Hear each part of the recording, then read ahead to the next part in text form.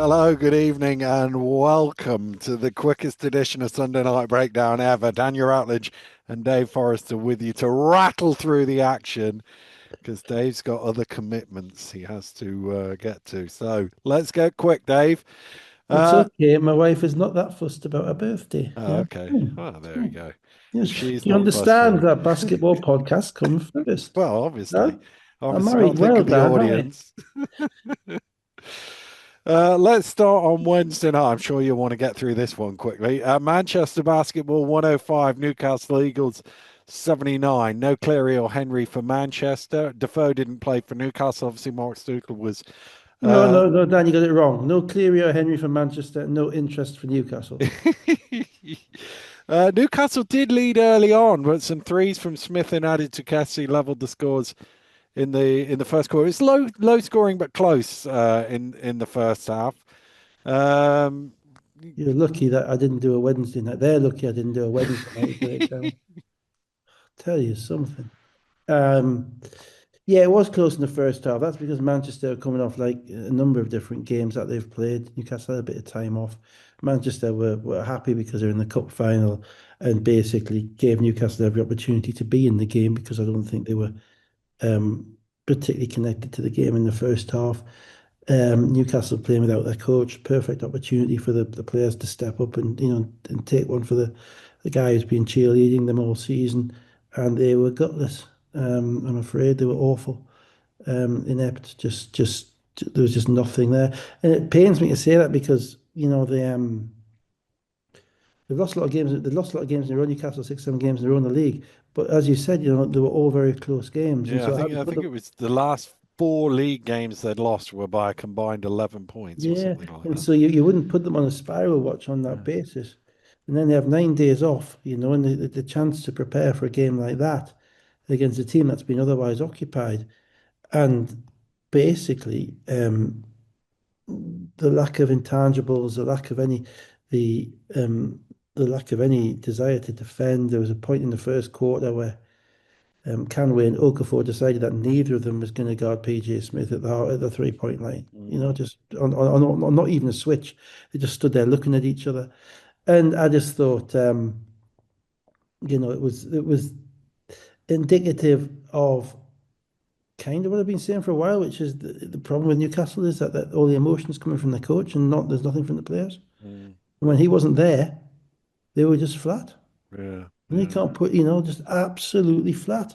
And Manchester were comfortable, and Manchester, I think they scored what, because they got their eye in the first half, they scored 66 points in the second half. Yeah, yeah, You know, yeah. and Newcastle looked like every team would want to play against them because Manchester are hopping and skipping and laughing down the court and making shots and making plays because we know how talented they are.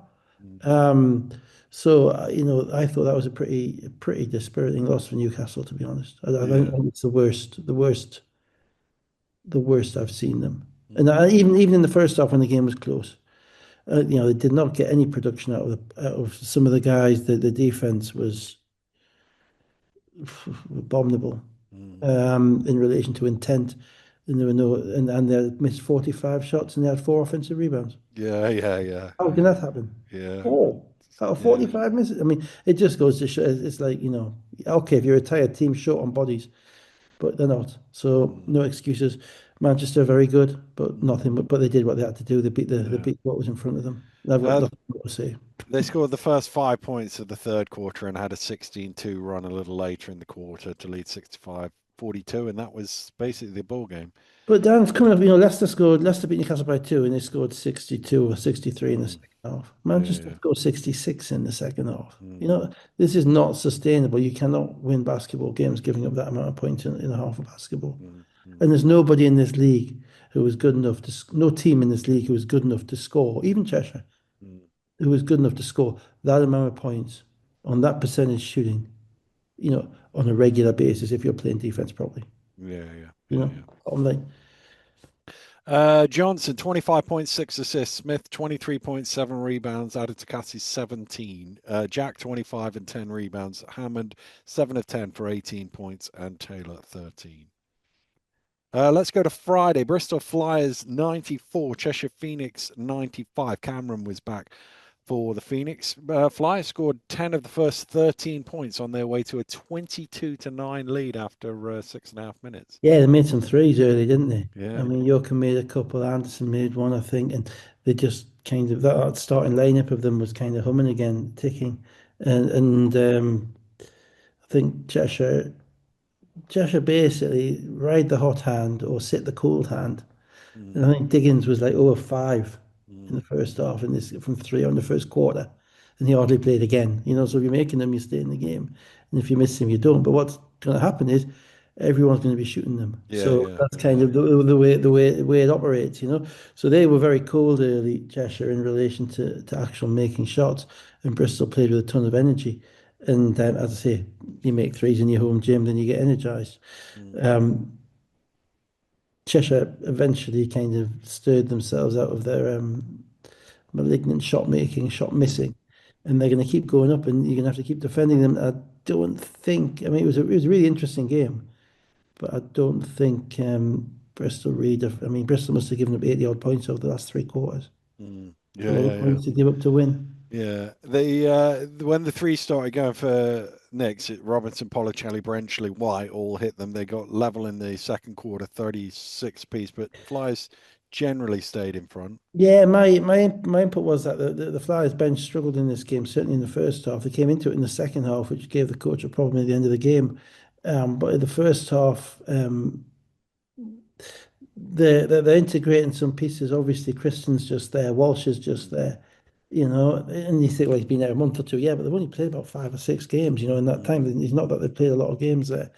And then Brown's playing the point guard, and Del Pescia's come off the bench, and so they're playing basically 10 players, and that's hard mid-season. And I thought the bench struggled against Cheshire because Cheshire will basically exploit your weaknesses, and if you haven't got the right lineup on the court, particularly offensively, we've seen it. They can score 9 points in a minute just on mm, transition threes. mm, And I thought that kind of happened. So that bought Cheshire some time to get back in the basketball game. And after that, Bristol continued to play with a lot of energy and a lot of made some shots and all that. So it was a pretty hyped game.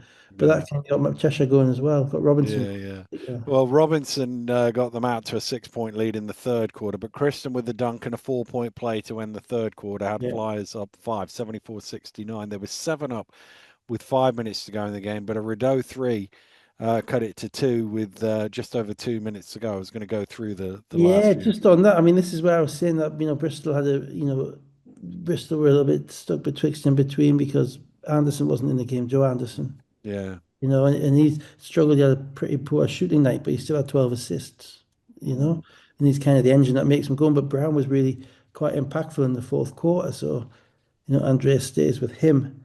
And then I think Walsh was in the game at the end as yeah, it well. was. Yeah. And maybe Joachim wasn't. I'd have to check. But certainly they had a kind of a bit of a mismatch in the game at the end. And Walsh was making plays as well. So it's not like they weren't making plays. Um, but that kind of certainty as to who was going to finish the game wasn't there for Bristol like it was Mm, for Cheshire. yeah, yeah. So 158, Brown two free throws made it 94-90. Robinson goes 1 for 2 from the line 10 seconds later. Anderson turned it over. Robinson missed, but it didn't hit the rim. Zach Anderson, it was. Yeah, So it was a 24-second violation. Um, Walsh misses, and the out of bounds originally given to Bristol, but then corrected to a Cheshire ball. yeah, Rightly so. 56.8 seconds ago. It'd be help if they could check it, but they got it right. yeah, 44.2. Robinson to the rim cuts it to a 1 point game. Then Brown down a bit of a blind alley turned it over. And again, I, like you, was thinking this is where Anderson usually is yeah. in control Well, of it's, things it's, at that you're point. damned if you do, if you're damned if Yeah, you yeah, don't. You want to have yeah. faith in your young guy. And my view is always, once you've kind of you make that decision with 2.5 minutes to go in the game, Mm, yeah, because yeah. as anything later, that 2.5 minutes to go in the game, you decide who your guy is and you Mm, go with it. Because otherwise, you mess. The players get mixed messages and it's hard for them. But yeah, it was just an inexperienced play by mm. Brown. Um, And then 16 seconds to go. Holden with a reach around foul late in the shot clock, going nowhere. Not a great foul, really. And oh, beyond you're kind, you're kind. Dear me, you can't discipline, defensive discipline. Cameron Holden played well in this game. He was quite he was yeah, he was quite composed in this game, but can't make that mistake. I mean, the bigger picture in this game, and we'll get to the end in a minute, was that Cheshire really struggled to guard Robinson in this game, and Bristol really struggled to guard Robinson. Mm, Not only did he score, but he assisted as well, mm, moved the ball. And I know everybody's kind of struggling to guard Robinson in the system that Cheshire run, and I get that, and he is a gifted kind of scorer going to the rim, but you can't let him have the scores and the assists. mm, He's got to be one or the other. mm. It's the only chance you've got. You've got to pick a poison and sell out on that poison, I'm afraid. So yeah, so they kind of let Cheshire. Another thing about Cheshire is Cheshire's defense at the end of games has been sneaky good. Mm, They do have an ability to turn, not just kind of Rideau freelancing, they mm, kind of have the ability to turn it up. Their weakness is always kind of the second line of defense. If you can penetrate them, you're generally there. But on the perimeter, they show a lot of aggression and they're up into you. mm. Um, and I thought that they did a good job of that in the last 2 minutes of this game, Yeah. getting into Bristol. So Policelli made both free throws to put them up 194-95. Oh, Chile fouling him. Yeah, I know. Obviously they can run it right down because the shot clock is off. Walsh drives in. Joe Anderson is checked into the game by this point. Kicked Yeah, out to Anderson. He drives. He then goes to throw it back to Walsh, who's going the other way, and then threw it into the turned backcourt over. for Yeah, and again, overtime. that's it's a person. I think Andreas will want that one back. I think you probably think either you stick with Brown to make a play, or you put Anderson in with 3 minutes to go to run the Mm, team. mm, It's very difficult to expect a guy to come in with one play basically and make the right play when he's been sat cold for most of the fourth quarter. And mm, and also that, as I say, Walsh is in the game, so it's not Joachim, so they're not running the same units that they always run. So it's just the little things make a difference in games. And if Anderson makes a play, then he wins and he's a hero. He mm, misses, he doesn't make the play, then Cheshire win, and it's oh man, that one got away. mm. Um, but Cheshire are always going to be in games because of the volume of shots that they take and the proportion that they make. Mm, What is going to separate them is how much defense they can play in the last 5 minutes. Because if you're going to be in games, if you can get stops in the last 5 minutes, then that's when you're going to win. mm, And I thought they did get stops in this game. I thought they were helped a little bit by Bristol's lineups down the stretch, which weren't as coherent as cohesive as they may have otherwise been, mm, because of how well those guys had played earlier on. mm.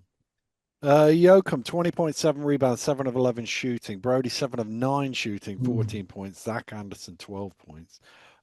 It's always a Robinson, problem though with Brody, wasn't it? It was a big guy against Cheshire mm, problem. yeah, You score inside, what do you give up outside? It's a tough matchup. mm, mm. Robinson, 10 of 16, 29 points, 9 rebounds, 7 assists. Rideau, 19 points, 4 assists. Policelli, 5 of 11 for 3 for 17 points. Cheshire was 16 of 46 from 3-point range, 46 3-pointers and 27 2-point attempts. That ties the biggest gap between Mm. twos and threes in the live stats era, which was also Cheshire against Glasgow on Valentine's Day 2016. They took 23 twos and 42 And out of those threes on that 27 day. twos, how many did Robinson take? Uh, I I've got 10 of 16 overall, so I don't know if he shot. I can't Yeah. remember if he I shot mean, threes I in don't this think he game. shot many. I think he made many Yeah, threes, so yeah, I'm yeah, guessing he probably shot about half of them. yeah, yeah. That's what I'm saying is you can't give him those 7 assists. Those 7 assists kill you. Mm. Uh, Caledonia Gladiators 70, Sheffield Sharks 92. Johnny Bunyan was suspended for this one. A first start for Daniel Carr. Chapman was back. Ali Hodzic, obviously, signed it in. Ocharobia and Kern into the starting lineups. They've only started a couple of games this season. Lee's Yeah. only started 4 games this season. He was in the starters as well. And yet, Caledonia with 5 threes in the first quarter, including one for a 16-year-old Nino Satha, who gave them the lead at 19-9. Yeah.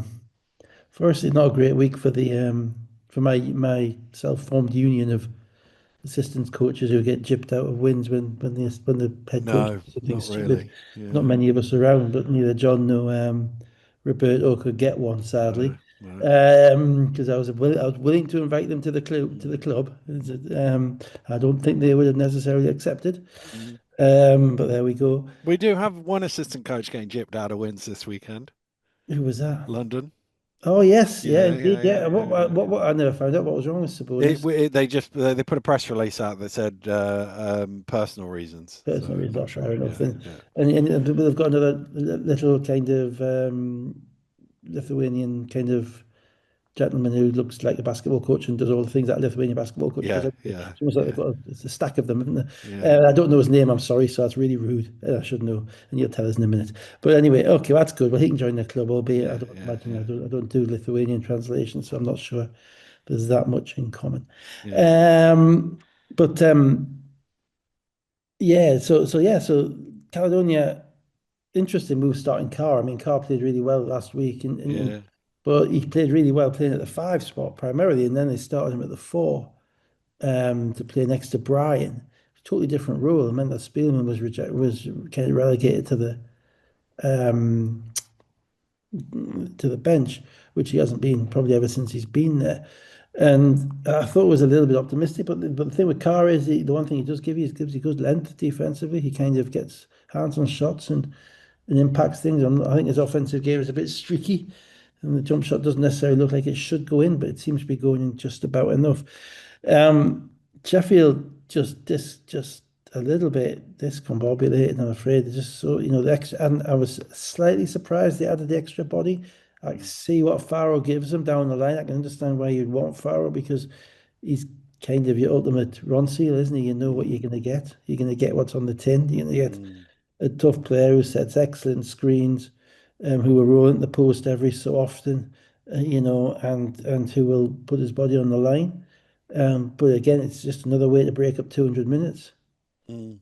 That's a Yeah, hard yeah, thing. yeah, yeah, yeah, yeah, And for yeah. a team that's only got, I think they've only got kind of, I think, 17 games left if they get to the Mm, finals. mm, There's a lot of minutes to split in that time, or not that many minutes to split, a lot of players to split them on. So a little bit surprised at that, but as I say, if he's there, he's certainly a piece that is solid.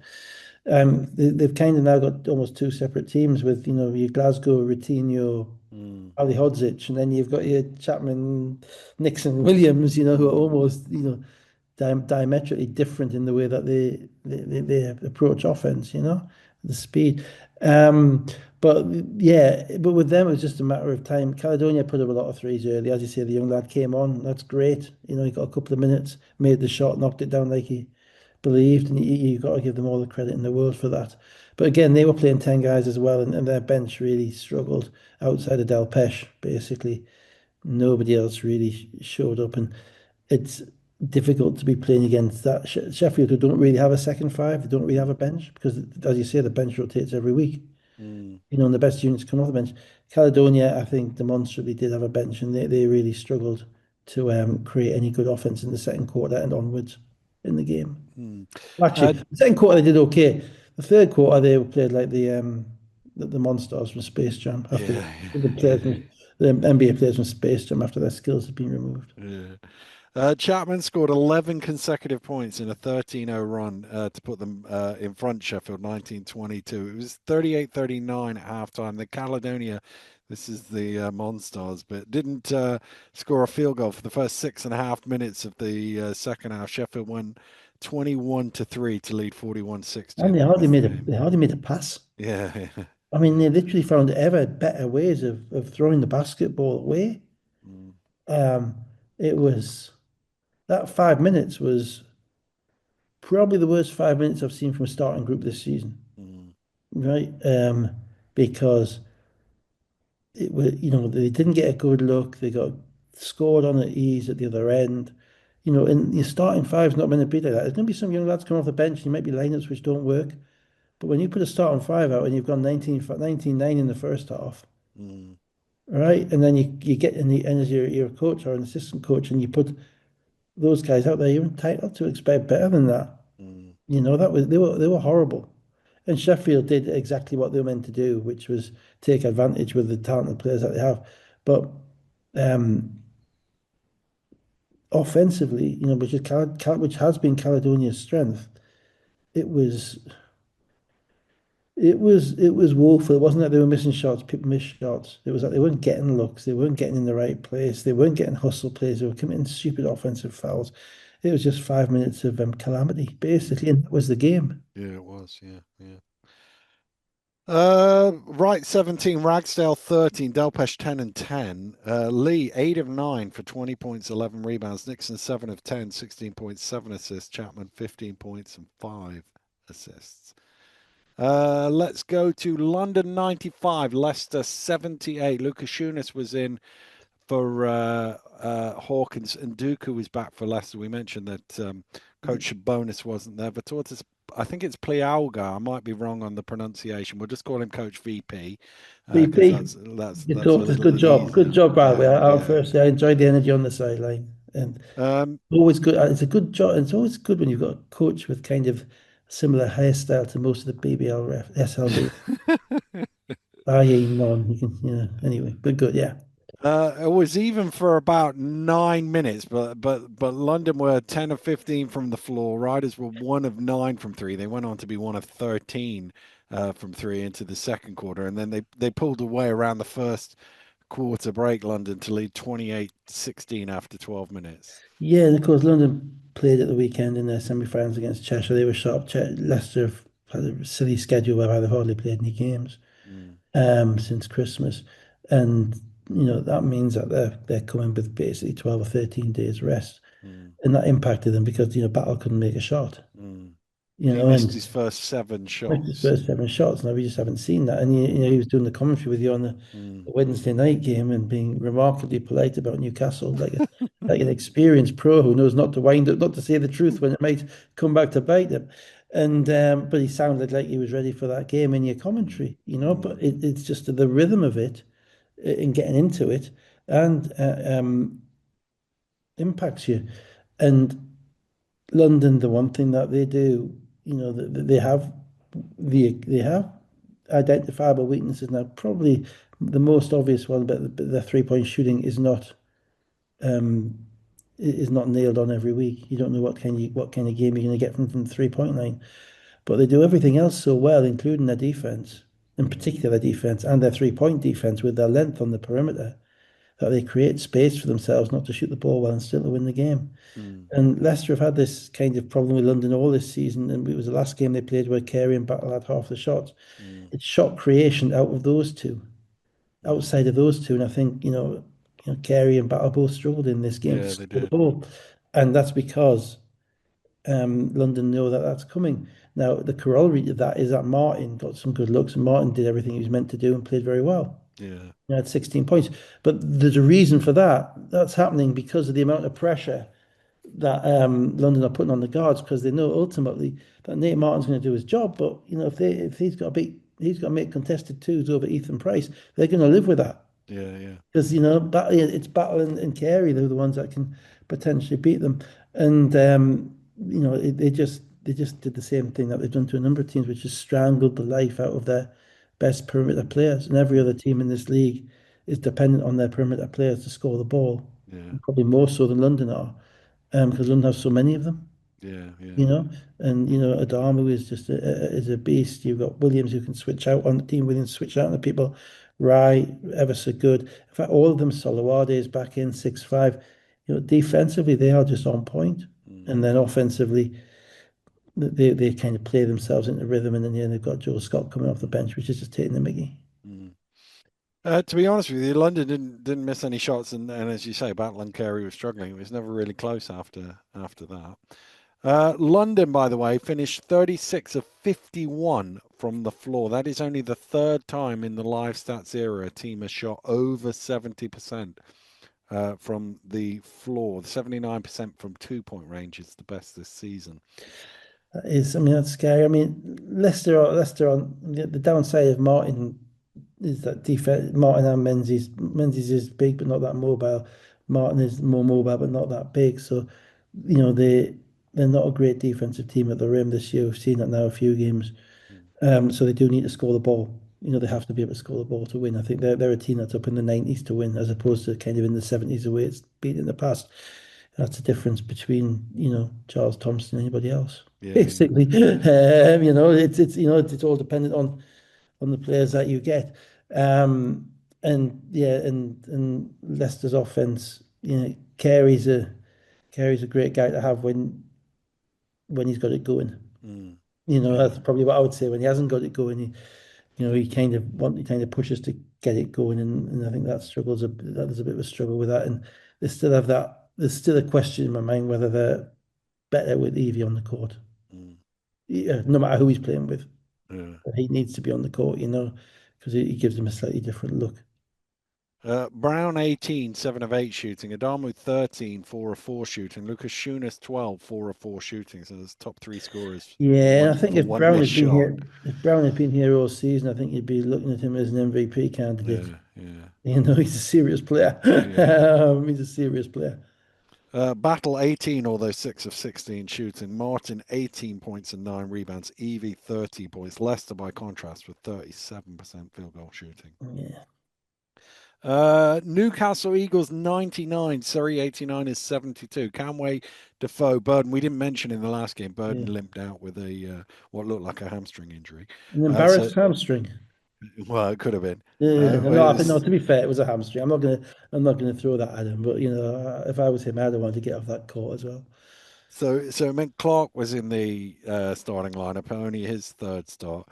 Graham was out, so Nwankwo was starting as well. Eagles jumped out to a 16-7 lead after 7 minutes. To be honest with you, that was about as close as it got. Yeah, remarkable, really. But it was remarkable until you realise that Surrey are kind of running on empty. Mm. Really. I mean, Polite played, but Polite was that what Yeah, he was. I think I probably got it right last week when I said he Yeah, didn't look yeah, healthy. yeah.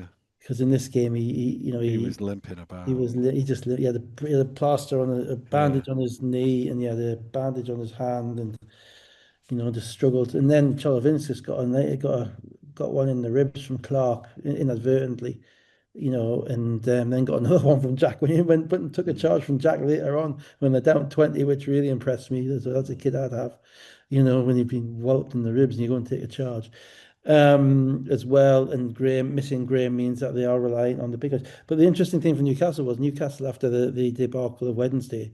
Canway didn't. I think Darius is hurt. I'm not sure if Canway is hurt. He just didn't play. mm, Um, in relation to obviously Burden was hurt, so they started um, basically small, very very mm, small. Started probably their five best defenders, or maybe the four best defenders and the best scorer in Clark, Taylor, Jack Hammond, and Cole Long played the centre. mm, Now that means the first guy off the bench wasn't Okafor, who you'd expect. It mm. was Candy. Yeah, yeah. He's coming in and he's probably the next best defender because he's building a little kind of a Kyle Carey kind of resume of coming in the defending and shooting the ball when he can. Not to that level yet, but he's got time. So the message to me, there was a pretty clear message to me, which was if you don't play defense, you're not going to play. Mm, If you don't get it right defensively, and what it meant was that Newcastle could switch all the screens. mm, They could have them, so we throw the ball to Nwankwo or to Ling, and then they can make them beat them with those guys. And outside of Isaiah Small, the Surrey guards just weren't there. mm, They looked phased out, to be honest. They looked a bit worn out by the whole, maybe the cup thing as well. mm, Just the amount of games that they've played. I don't know.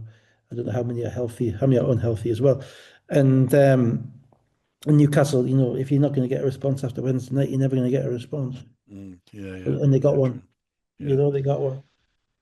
Most of the game was in the teens. Got out to 20 in the fourth quarter. The only real bit of interest in the second half was how many points Taylor was going to score. And he picked them apart. To be fair, they did start to double him when he got to 47. Yeah, no.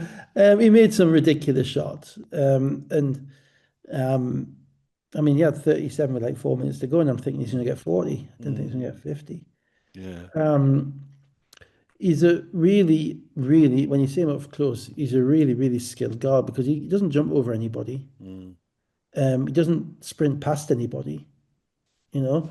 But when he attacks the rim early, and gets his body into the guys. And he made a couple of layups whereby he's kind of flicking it over his head and that type of stuff, which gets his fadeaway going. and then they decide they're going to stand and watch him shoot a couple of threes, and he makes a tough three.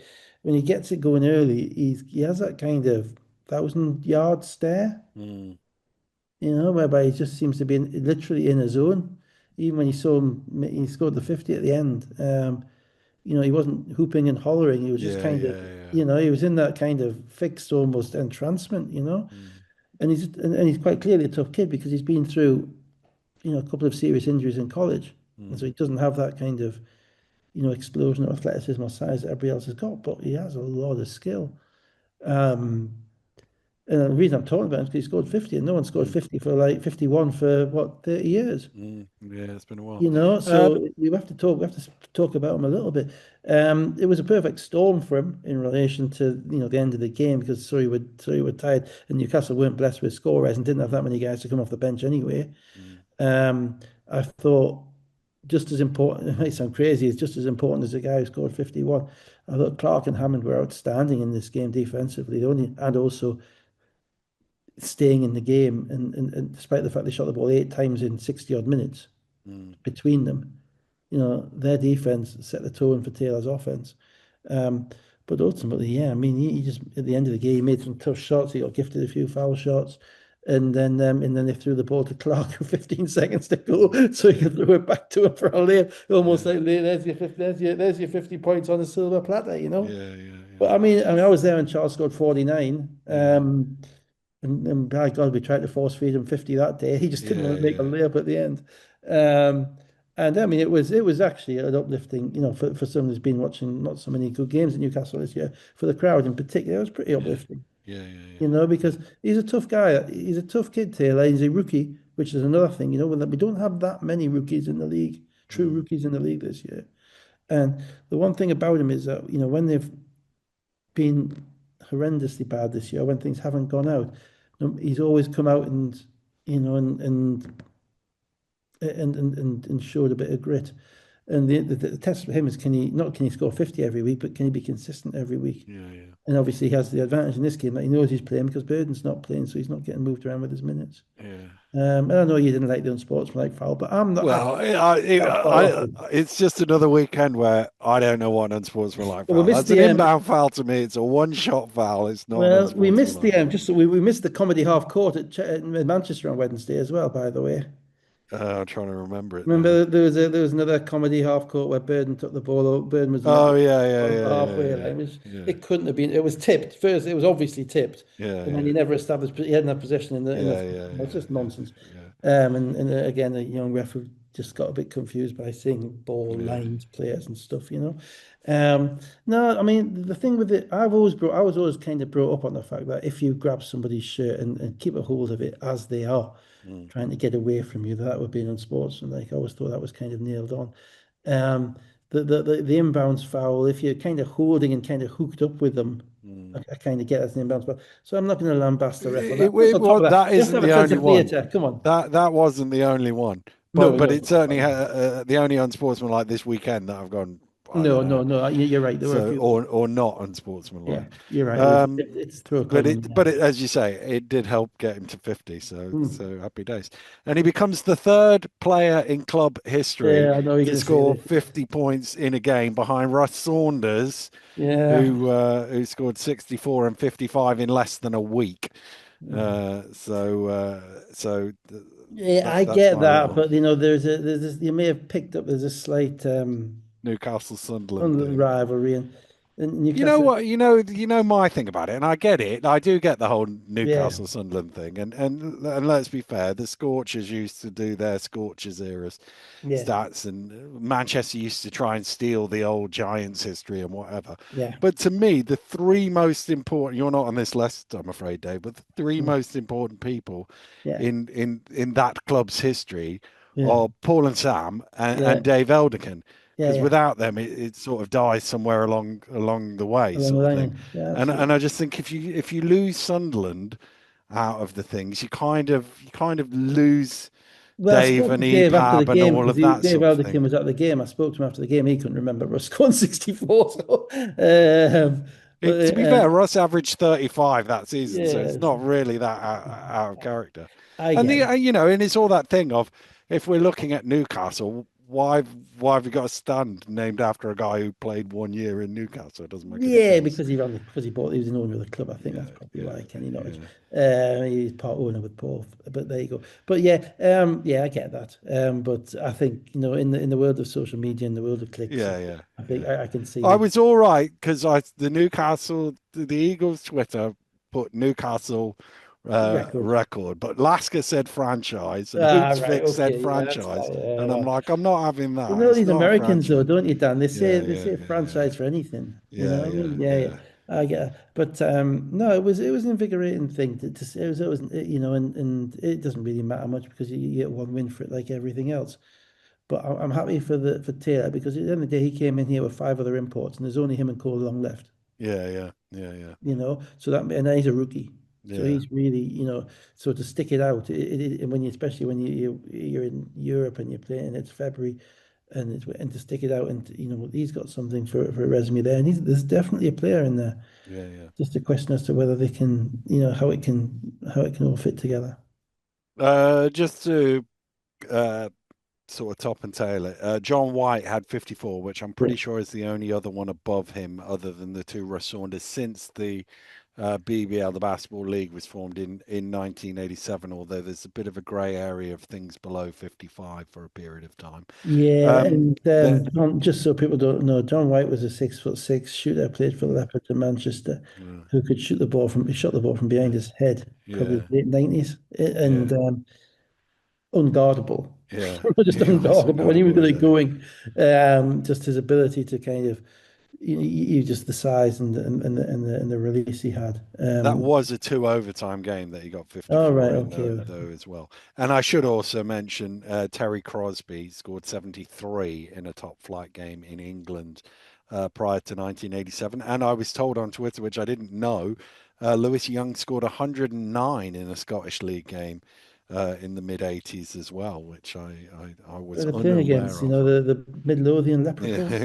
Yeah, probably. I mean, Lewis was pretty big, wasn't he? Yeah, yeah. So yeah, I should imagine his size as well as his shooting certainly helped in that. Jack 51 points, as we said, eight rebounds. Taylor. Taylor Jack will 51 be the Jack points, will be happy to take eight them. rebounds. Jack 16 points, Long 12 points, Small 27 points, 12 rebounds. Nobody else in double figures. My dad was asking the last time that somebody scored more than half a team's points. I thought you might have checked it, but obviously Yeah, I remember the aforementioned Kenny Norwich scoring 22 out of 36 for Sunderland at Worthing. yeah. But Hemel, that's Sunderland Hemel, yeah, but that's not really that much to be proud of. no. But 50, yeah, so we'll come back to that. Mike McCall obviously had 50. I Yeah. can't remember how many Manchester had in that game. I think That was an that, overtime game, yeah, I wasn't it? think it That was might an have even overtime been, game was at it the Worcester. four overtime game? And Yeah, therefore they'd have had more than 100. Vic Moses had 50. I 50. can't remember what against Plymouth. That was a regulation game. 50 and Yeah, 20, if I remember rightly. yeah, that's right. Nice round That numbers. might well have been sub Close. 100. Yeah, Yeah, yeah. yeah. Cool. But there's probably somebody somewhere along the line who scored Oh, 40 30 of out of 55, yeah. 79 or something like Yeah. that. Yeah. Let's come to Sunday. Manchester basketball 74, London Lions 82. Cleary and Henry still out. Hawkins was back. Phillip was out. Lucas Shunas was out. London led by 6 early on, but Manchester were ahead before the end of the first quarter. Oh, this was a really good game. Yeah, it I was. really enjoyed watching it. Just It was the kind of game I was watching it thinking it's really it really annoys me when I see people who don't watch these games like we do Mm, go on Facebook or social media say, "Oh, the league's not good enough," or rubbish, or though well, we shouldn't have international players from this league or that league or whatever. Because I watched it and I'm thinking this is a really high level basketball game. mm, Manchester's got a 7 footer in there and a ton of talented guards and wing athleticism. London is just deep and remorseless and relentless in the way that they play. And I thought it was one of the few games I think this year whereby I really got the impression that both teams were playing like every possession mattered. And no doubt that was linked to the fact they've got a cup final coming up in a month's time. And London had the same with Newcastle. They had 2 games to get used to them before the trophy final. Now they've got 2 games to get used to Manchester before the final. And Manchester were trying to send a message in their own gym, and it was busy and it was packed and it was good. And just I thought London struggled to deal with Manchester's guards for 3 quarters in this mm, game. mm, Um, and Manchester were able to, because they're the only team in the league who's got probably what you describe as really true decent level centre depth with Nicholson, Ossaboy, and then Shelton to come in and play a little bit. mm, No point are they giving up physicality to London, which then means it kind of comes down to a game of the wings and the guards. mm, And Manchester have a few of them as well who can play, and and a couple of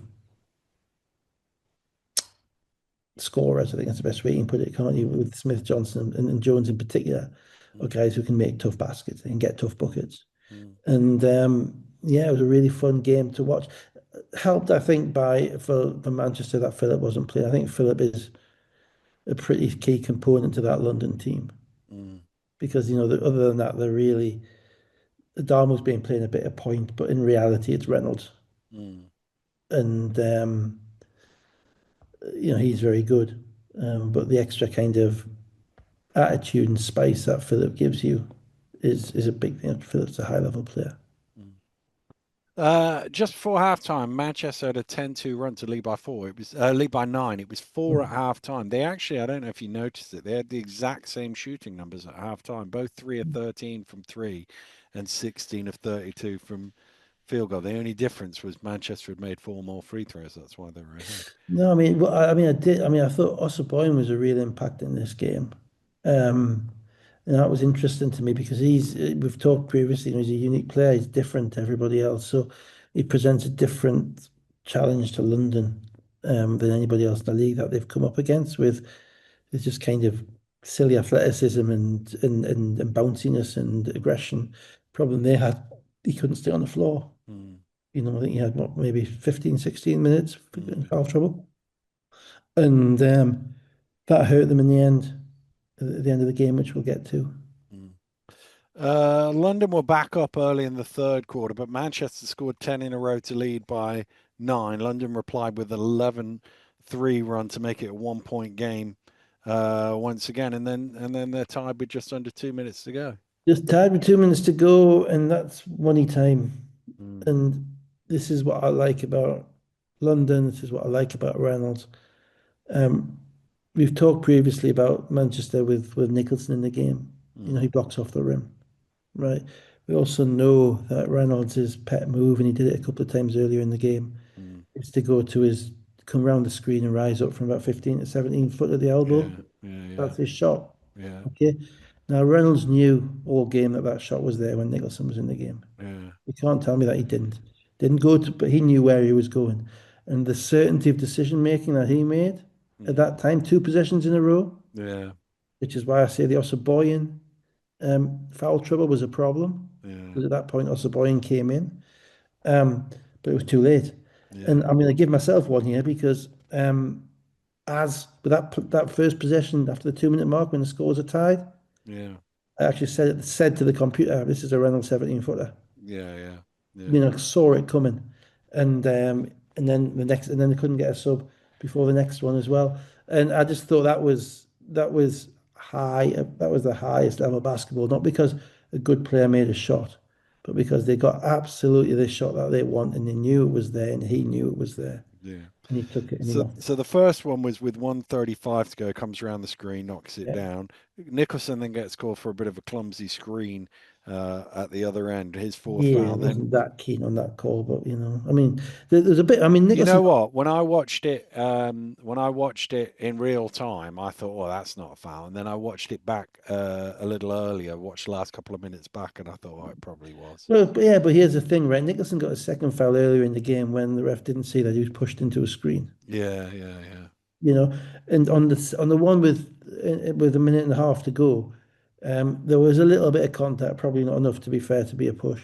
Mm, But when there's a little bit of contact by the offensive player, by the defensive player, as the offensive player is going to set that screen, mm, I'm happy with no calls because yeah, you don't know exactly what motion the screener is in. And there was an obvious one in the first half where yeah, it was just an obvious one. But because the ref was looking at the play in front of him, he hadn't seen the push because the ref on the other side wasn't looking at the right place or wasn't looking at where the push was.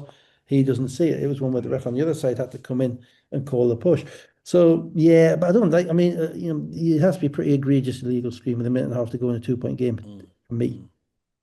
And then Reynolds, he almost lost the ball, but he recovered and made another elbow shot. This was a bit tougher because he had, uh, I think it was Johnson diving at him a Yeah. little closer, but he still He did, gave but him some. Johnson's, what's Johnson's 5'11"? Yeah, I yeah. mean, he's not that, Reynolds is one of those guys that when he gets to his spot, it's automatic. Mm, We've seen that all season. That spot is automatic for him. mm, That's the one shot he can't get at that time. And he got two of them.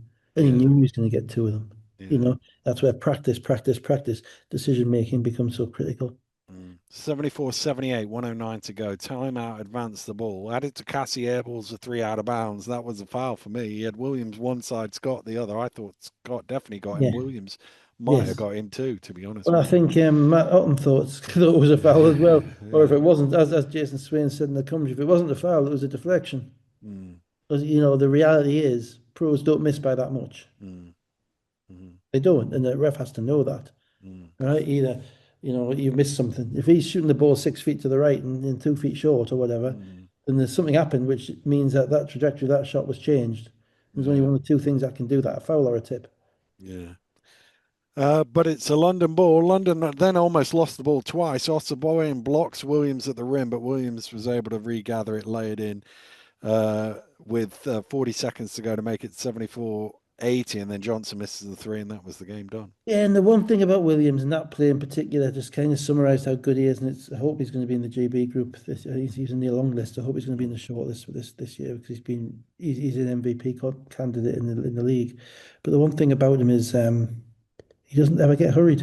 Mm, He doesn't ever look like he's playing at a faster speed than he wants to. And that he had Osborne just jam one back in his face, gathered the ball, a bit like Joe Scott as well, waited, and it made the layup look just as routine as it was ever going to look. mm, So, you love people who play with that degree of um, controlled aggression mm, because they make good decisions when it matters. mm. Jones 25, Johnson 7 of 11 for 18 points, Smith 13. Brown 7 of 10 for 20 points, Reynolds 16 points and 8 rebounds, Scott 15 points and 5 I thought rebounds. London's defense stepped up on Manchester's guards in the fourth Mm, quarter. mm, Well, that was a difference in the game. I mean, there it was a tie game with 2 minutes to go. But even before that, I don't know what they had at the end of three compared to the end of four. But I don't think Manchester scored that many points in the fourth quarter. And I thought their shots got progressively I think harder. it was it not 20-9 or something in the Something fourth silly. Yeah, quarter. I can't remember exactly, but if I fill aimlessly for a moment, 23-9. 23. So they held them in nine Yeah, points in the yeah, fourth yeah, quarter. yeah. I mean, it's not the 23 that matters. I'm talking about Newcastle giving up 66 to that same team in the second half on Yeah, yeah, Wednesday. yeah, yeah, And they're giving up nine in the fourth quarter. mm, That's how you win. yeah. Sheffield Sharks 85, Bristol Flyers 94.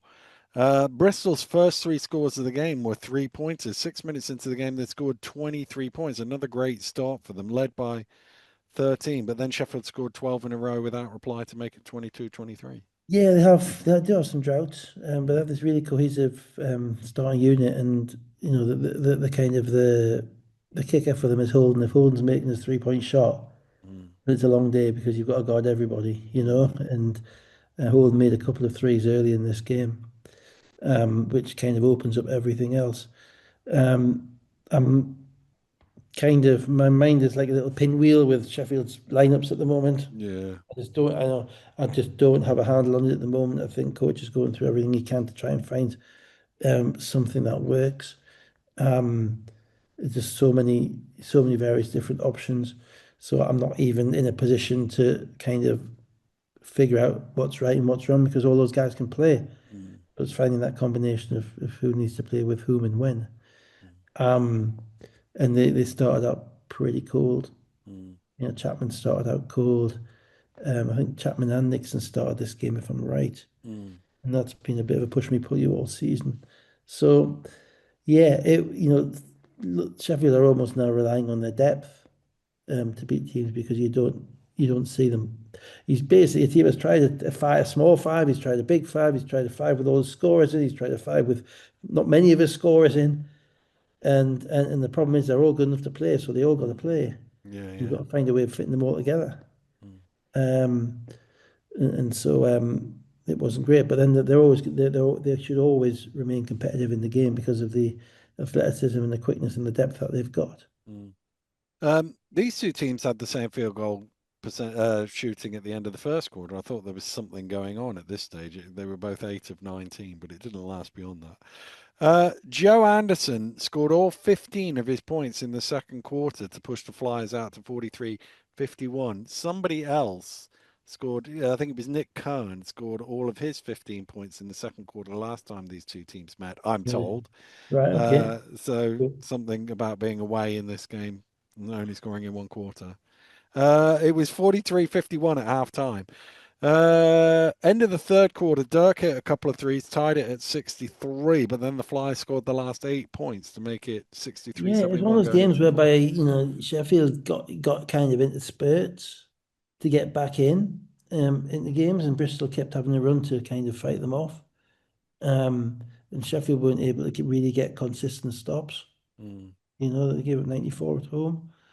Um, and Bristol won basically going away, from what mm. I could see. Yeah, You yeah. I watched a lot of basketball this week, and I'm trying to remember any specific points of it. But I So just they had remember a thinking that 10-2 run early. Bristol. Sorry, go on. 10-2 run early in the fourth quarter, lead 67-81.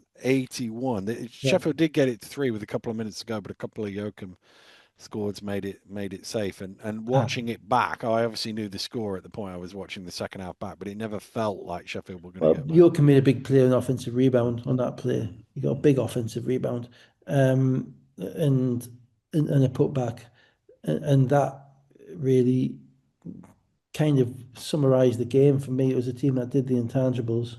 mm, And Nixon didn't really play the fourth quarter. Chapman was Tebow went with Chapman, but he kind of struggled to score the ball, and was kind of fighting himself from what I could see most of the game.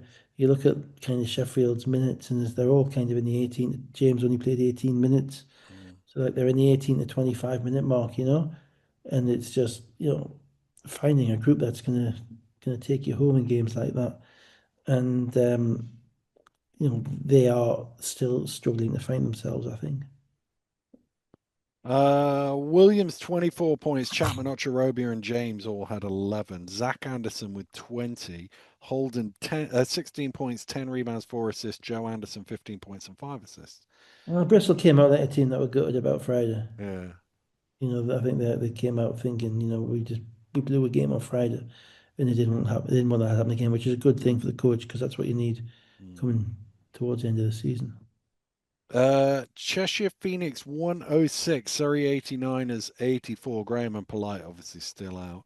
Skylar White, three threes early on. Knicks jumped out to a 16-9 lead midway through the first quarter. Lily struggling to make shots. Lawrence, a couple of early fouls. Knicks making threes. It was, Well, they're more than making threes, they were yeah. just standing there and shooting them, weren't they? I Mm, mean, I think that looking at it, and I saw a couple of pictures, one with Lloyd Gardner, where he's kind of telling his team to do that, which is almost means kind of pack the defense. I think Cheshire had kind of figured out we don't have either the bodies or the energy or the fitness to chase these guys off the 3-point line. So we're going, and on top of that, they're planning to play Ling on Duanco at any time, so that's mm, really hard. So we're going to have to rely on the gods of shooting variants. yeah, yeah. Hope that they miss a few, and unfortunately, that's not the probably that's the worst place in the Yeah, country to yeah. try and do that because they are exceptional standstill shooters and they know how to get to their spots to shoot the standstill shots. And Mm, they get fouled. So nearly all their threes were off the pass, off the catch. Um, watching Skylar Trail and all the mm, Surrey guys be in the paint, it was just like, here we go. mm. And then Matt Nova did the same, so I think 5 of the 6 threes from the big guys. Yeah, yeah.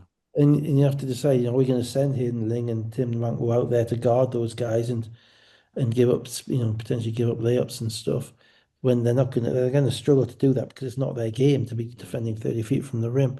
Or are we just going to just pack it in and try and get a rebound and hope they miss a few? mm. Um, Yeah, didn't work, did it? No, it really didn't I work. do think there's mitigation. I think the mitigation is that, they looked a tired team on Friday night. I'm not surprised Nadas was playing because he got a serious whack on in the ribs Mm, on Friday night. And he was holding his ribs, half an hour later, mm, so that's hurting. Missing two of their Americans, um, and then as you say, Lawrence getting into foul trouble. It really doesn't give them mm, that much depth to start chasing people around. So I just think they just need a break. But mm, Cheshire did exactly what the coach would want them to do. They got to their spots. They knocked mm. down threes. What, 23 threes, something like that? Yeah, they hit another five in 4 minutes to lead by 25. The only question was how many they would make and what the margin of victory would be. And in the end, they made 23, which ties the live stat era Mm. record slash that's all time because nobody was making 23 threes Usually before before 2008. John Wall. London against Glasgow in March 22, which was a TV game. I did that. They were 23 of 36. Cheshire ended up 23 of 42 from behind the arc, and they were 13 of 28 from two. So just the 14 gap Yeah. differential this time Mm. around. But yeah, 23 threes in a 40-minute game is a There's a lot to lot of make. threes, Yeah, and I mean, yeah, they're getting them up one a minute, but mm, they were getting up good looks. It was good mm, looks, and it was difficult for Lloyd, I think, to demand much more energy out of his guys to get out to them and challenge them because they're a hard team to play when you're healthy mm, and you're active. They're a very, very hard team to play when you're not, mm. So credit to Cheshire. So White 7 of 12 from 3 point range, 23 points. Robinson 5 of 7 shooting, 17 points, 10 rebounds, 5 assists. Brenchley 14 points. He was 4 of 5 from three. They also had nine different 3 point scorers, and that's the most they've ever had in a game. There's quite a few teams have had nine, about Mm. 10 of them or something, but Okay. only Worcester have had 10. I think it was 2013, February 2013. I can't remember. It's on my Twitter if you're that way inclined. Lily, 20.7 assists, 7 of 15 shooting. Tyrone Lawrence, 19.6 rebounds. Small, 16.6 rebounds, 5 assists. They had 50 points in the paint. Yeah, which is what you can do if you get the ball inside, Yeah. but Yeah. he's more than two. Yeah. Three is particularly 23 of them. Mm. So let's run through the table. London 15 and 3, and then Cheshire 14 and 10, Bristol 12 and 10, Manchester 11 and 10, Sheffield 11 and 10, Surrey 10 and 11, Leicester 9 and 9, and then Newcastle 7 and 14, Caledonia are 4 and 16. Yeah, Caledonia's, they're going to have to beat Newcastle a couple of times, I think. Yeah, yeah, Um, um, for that spot. Can Newcastle catch anybody? Well, Surrey, I suppose if Surrey aren't healthy, then they're vulnerable with 11 losses. Outside of that, it's basically whoever wins close games, isn't it? yeah. It is. Yeah, Look at yeah. Bristol and Cheshire, the difference in. The difference between winning close games is the difference between finishing second and probably seventh, isn't it? Yeah, and then just with my team with Newcastle, I mean, they've lost two games at home against Bristol, a game at home against Caledonia, a game at home Mm, against Sheffield, mm, all games that they should have won. yeah, Um, in and the could be in the 11 and 10 if they which was had, 11 and right, 10, and right everybody in the else is middle. not Yeah, everybody else is down a little bit, so it's yeah, literally, yeah, and that's not even including the kind of the game they lost to Leicester where they lost by a mm, point, so if you lose close games, your record is going to be what it is, so you got to find a way of winning. yeah, Box bog standard. That generally means get a stop. yeah, yeah. It Get the does. 50, get a stop, get a stop. There we go. We've Yeah, rattled through that, Dave. absolutely, yeah. There we Well, we stayed go. off the refs, haven't we? That's why. Well, we did. Yeah, yeah, yeah. But I mean, there's so many games, it's tough to remember all the. Yeah, I've just come to the conclusion I don't know what an unsportsmanlike foul No, is in this league. no, I don't think I don't. I think the coaches don't know either. Yeah, There's, yeah, there's there's one at Bristol, wasn't there? There's one at Bristol, I think. yeah, And it's just what is the appropriate force to stop a fast break with? We don't yeah, know. yeah. I We don't. I just don't. Yeah, no, I no, don't. don't know. I thought I did, but I don't. So that brings us to an end. No Sunday night breakdown next week because it's international weekend. So Absolutely. Good luck, GB. Good stuff. See you on Friday yeah, night. Playing yeah, the Italians twice. yeah, Yeah, interesting games. should be. More chance on Friday. I think the Italians are missing all the EuroLeague guys. Yeah. But then Quinn probably won't be playing for us. But looking at it, I mean, if we can rope in, if we've got, if you add a Dean Williams to that group, Mm, then which they haven't had before. If you get the other guys out, that gives you another kind of versatile, biggish guy. Um, you know, if they've got certainly if Tariq's available, Luke Nelson's available, Carl Wheatl's available, then they have a shot. mm, Have a shot of winning these games. mm. So let's hope they can. Let's hope they can indeed. Dave and I will be back in a couple of weeks' time to go through everything all over again. Enjoy the international weekend and happy birthday, Mrs. F. Mrs. F, yeah, oh, she'll be delighted with that. She resolutely refuses to listen to this. I'm sure she does. She hears enough from me every day anyway, without needing to listen to this. But I'll direct her to the to To the the to the last 10 seconds. last 10 seconds. Yeah, happy birthday, Mrs. F. Yeah. Yeah, brilliant. Thanks, guys. Thanks, thanks to everyone for listening. We'll see you again soon. Goodbye. Bye now.